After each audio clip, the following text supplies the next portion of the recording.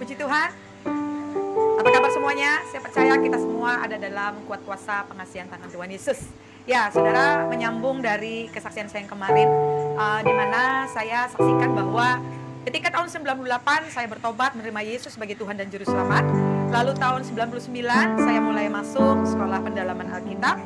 Dan ketika itulah apa yang Tuhan janjikan kepada Nabi Yoel, itu catat dalam Yoel 2 ayat 28 sampai 29, bahwa pada hari-hari terakhir ini Tuhan sedang mencurahkan rohnya atas semua manusia. Anak-anak muda akan bernubuat, teruna-teruna akan menerima penglihatan, dan kepada orang-orang tua akan menerima mimpi. Seperti itu, saudara ya. Nah, itu dimaksudkan adalah kenapa ketika kita tidur, ketika kita bermimpi, Tuhan itu masih tetap bicara sama kita, saudara. Seperti itu, saudara ya. Itulah gunanya kita intim sama Tuhan, ya. Ya, puji Tuhan. Saya bersyukur, saudara, malam ini saya kembali diberi kesempatan lewat sahabat saya, Pastor Syafudin Ibrahim. Puji Tuhan, terima kasih. Ya, kita juga terus berdoa untuk kesehatan beliau, ya, supaya terus Tuhan makin mengurapi, semakin dipakai Tuhan, lebih lagi tanda-tanda heran, tanda-tanda ajaib senantiasa menyertai beliau, saudara ya. Saudara, kita menyambung dari pesan Tuhan. Penglihatan saya tentang bagaimana dalam mimpi itu Tuhan berikan penglihatan, ya. Di dalam mimpi itu terjadi gempa bumi yang dahsyat. Saudara mungkin masih ingat, ini masih baru kemarin saudara saya saksikan, ya. Nah, di dalam mimpi itu terjadi gempa bumi yang dahsyat. Lalu saya ketakutan masuk dalam rumah. Tetapi dari dalam rumah saya tertegun, kok ada cahaya terang dari arah luar rumah. Lalu saya keluar, saya cari sumber cahaya, dan kita itu langit mengeluarkan cahaya yang begitu dahsyat, ya. Tetapi ternyata gempa bumi itu mengawali karena akan ada seorang malaikat Tuhan yang mau turun. Sebab dari celah-celah cahaya turun seorang malaikat Tuhan. Dia punya sayap tinggi melebihi kepala. Wajahnya seperti kilat, bajunya putih seperti salju, seperti Injil Matius catat, saudara ya. Dia turun persis di depan saya, tapi kakinya tidak sampai menginjakkan kaki ke bumi. Dan apa yang malaikat Tuhan ini katakan pada saya? Dengar baik. Pesan Tuhan ini merupakan tongkat estafet. Saudara semua tahu aturan main pelari estafet, ya. Kalau kita ada dalam aturan main pelari estafet, tongkat estafet kita harus oper lagi sama orang lain, saudara, betul ya. Lalu apa yang terjadi kalau kita nggak oper lagi sama orang lain? Berarti pertandingan selesai. Kira-kira kita menang atau kalah? Kalah, ya. Darah Tuhan Yesus tidak ditumpahkan supaya kita jadi umat yang kalah. Darah Tuhan Yesus ditumpahkan supaya saudara dan saya jadi umat lebih dari pemenang. Ada amin? Darah Tuhan Yesus tidak ditumpahkan supaya kita hanya jadi rakyat jelata. Tapi darah Tuhan Yesus ditumpahkan supaya kau dan aku jadi prince and princess the kingdom of God. Sebagaimana kesaksian saya kemarin, saya dicoret dari daftar warisan, ya. Lalu saya katakan, oh nggak masalah buat saya. Yang penting aku sudah sah statusku dan sudah dilegalisir sama Tuhan bahwa aku adalah ahli waris kerajaan Allah. Ada amin, ya. Nah, saudara, ketika saya bagikan pesan Tuhan ini, otomatis tongkat estafet berpindah ke tangan saudara. Dan saudara punya tanggung jawab di hadapan Tuhan. Kenapa?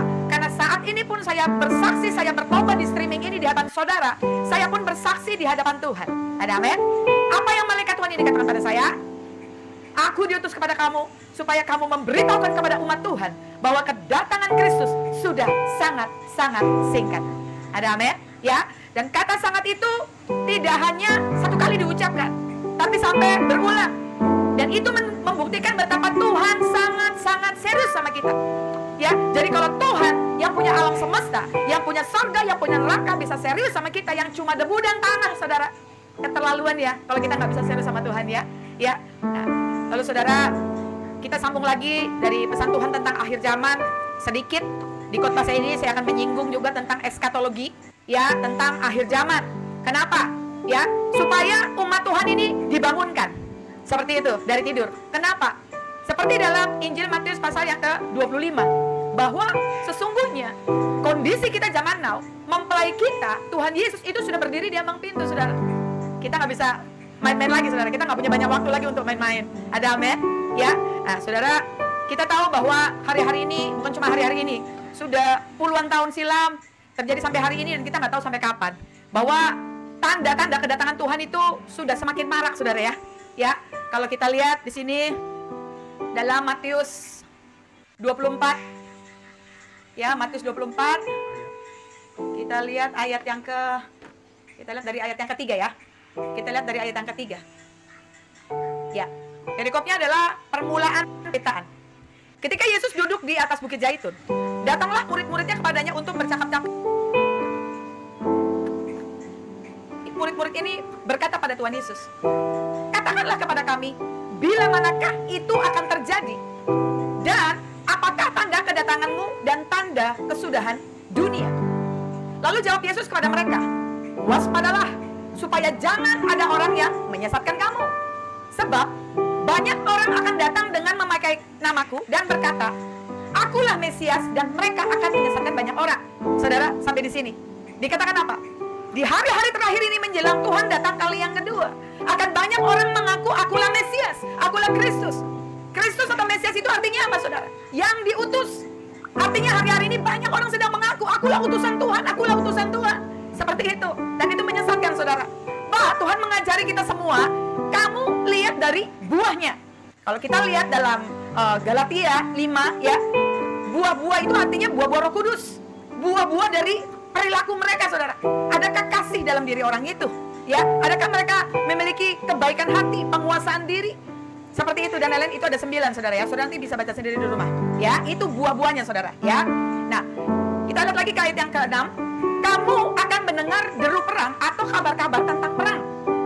Namun berawas-awaslah, jangan kamu gelisah. Ingat, Tuhan sudah bilang jangan kamu gelisah. Sebab semuanya itu memang harus terjadi, saudara. Ya. Katakan kurang lebih 2000 tahun yang lalu bahwa memang semuanya ini bencana alam dan deru perang di mana-mana ini memang harus terjadi. Jadi kita nggak bisa kita tengking, saudara, nggak bisa. Karena ini memang harus terjadi. Tetapi Tuhan katakan, ya, itu belum kesudahannya. Kita lihat ayat yang ke-7. Sebab bangsa akan bangkit melawan bangsa dan kerajaan melawan kerajaan. Sudah terjadi belum, saudara? Sudah ya, ya, sudah sejak lama ya, saudara ya. Akan ada kelaparan dan gempa bumi di berbagai tempat. Ya, sebagaimana yang kemarin saya sempat singgung, bahwa memasuki tahun 2023, ada banyak lapisan kalangan, bahkan para ahli-ahli ekonomi. Mereka sudah mengiyakan, starting mulai dari 2023 akan terjadi bencana kelaparan. Akan menjadi krisis ekonomi besar-besaran. Ini adalah masa paling gelap, masa paling sukar sepanjang sejarah umat manusia. Ini akan dimulai terjadi tahun 2023. Ya, tetapi jangan takut. Firman Tuhan katakan apa dalam kitab Ibrani pasal yang ke-12 ayat 26 sampai 28, bahwa saudara dan saya ada dalam kerajaan yang tidak tergoncangkan. Lalu kalau kita sempat merasakan goncangan itu, kita sempat khawatir, kita sempat takut, kelaparan sempat melanda kita, saudara. Ya, kita harus mulai periksa hidup kita. Kita harus mulai periksa hati, kita harus mulai periksa barisan. Jangan-jangan hidup kita sesungguhnya yang belum terhubung dengan kerajaan yang tidak tergoncangkan. Ada amin, saudara? Ya. Nah, kita lihat ke ayat yang ke-8.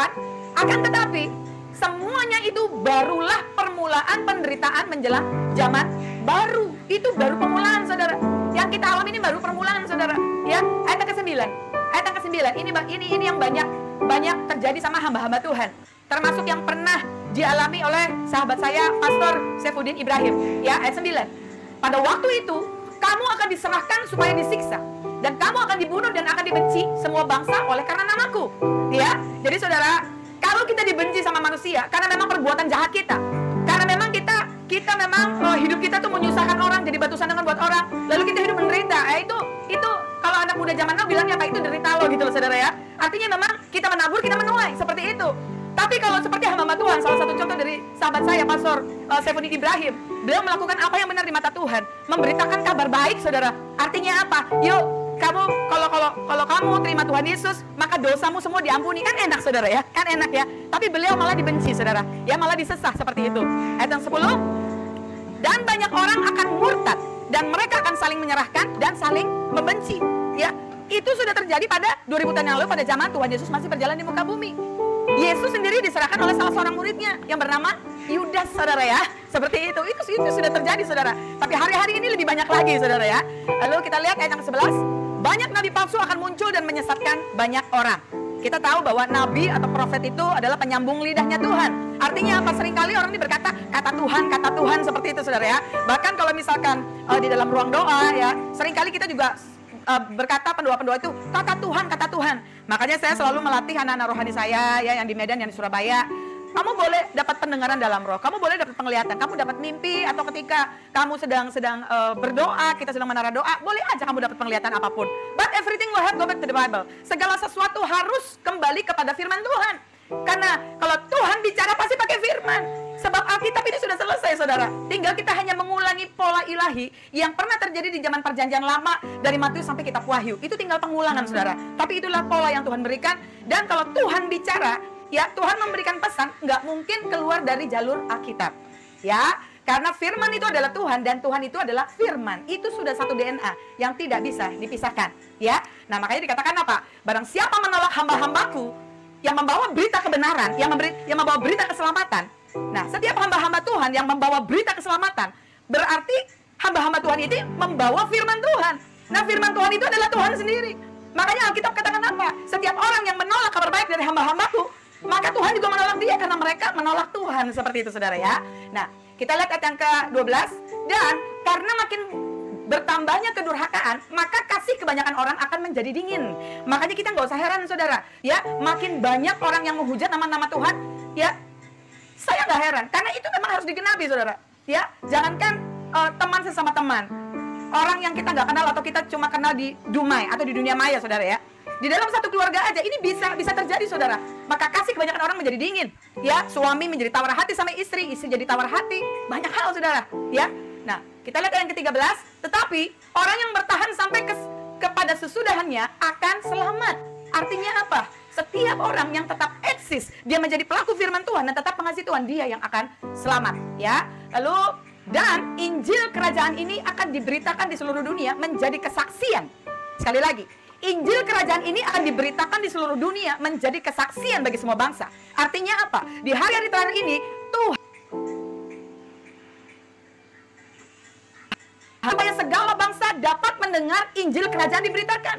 Tentang keselamatan ini diberitakan, saudara. Masalah segala bangsa mau terima atau enggak, itu urusan mereka, saudara. Tetapi saya himbau, saudara, ya. Nanti kita baca lagi yang bawah-bawahnya. Dikatakan apa? Ini kita sedang on the way kepada masa itu, saudara. Seturut dengan penglihatan lewat mimpi itu, saudara, bahwa kedatangan Tuhan itu sudah tidak lama lagi. Ya, yuk, kalau malam ini, kalau siang hari ini Tuhan sudah menjamah, Roh Kudus sudah menjamah hatimu, jangan keraskan hati. Jangan keraskan hati. Jangan kita berpikir, wah, ngapain aku ikut jadi Kristen, ikut pengikut Tuhan Yesus, minoritas, nanti aku dimusuhi, nanti aku jobless. Saudara, ketika engkau percaya, jadi orang percaya dengan hati percaya dan mulut mengaku, engkau diberi kuasa untuk menjadi anak-anak Allah secara roh, ya, secara roh, ingat ya, bukan secara biologis, ya. Nah, karena di sorga tidak ada pernikahan. Ada amin? Sekali lagi, di sorga tidak ada pernikahan, saudara ya. Seperti itu. Tetapi pernikahan ini, kalau dalam Alkitab yang asli bahasa Yunani ini artinya dipersatukan dengan Tuhan. Tuhan Yesus menjadi yang sulung di antara banyak saudara, di antara kita semua.